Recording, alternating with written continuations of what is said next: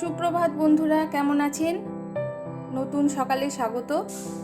আমলার juice দিয়ে সকালটা শুরু করলাম, তারপর গরম জল খেলাম, রাতে ভিজিয়ে রাখা কিছুটা বাদাম সেটা খেলাম।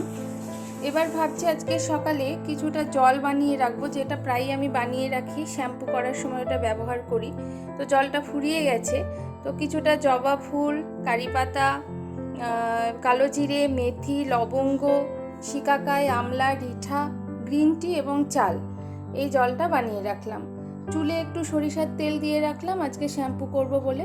জলের কালারটা চেঞ্জ হয়ে আসলে ঠান্ডা করে নামিয়ে রাখলাম। এখানে ডিম কষা শুরু করে দিয়েছি চান টান করে এসে। তারপর আলু করলা ভাজা, ঝিঙে দিয়ে অরহরের ডাল আর পাঁচ তরকারি ছিল আজকের মেনু।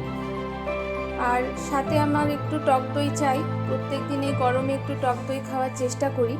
তো খাওয়াটা ঝটপট সেরে নিলাম, অফিস যেতে হবে। এই সকালটা প্রচণ্ড ব্যস্ততার মধ্যে দিয়ে কাটে, মানে দম ফেল হয়ে যাওয়ার মতো অবস্থা।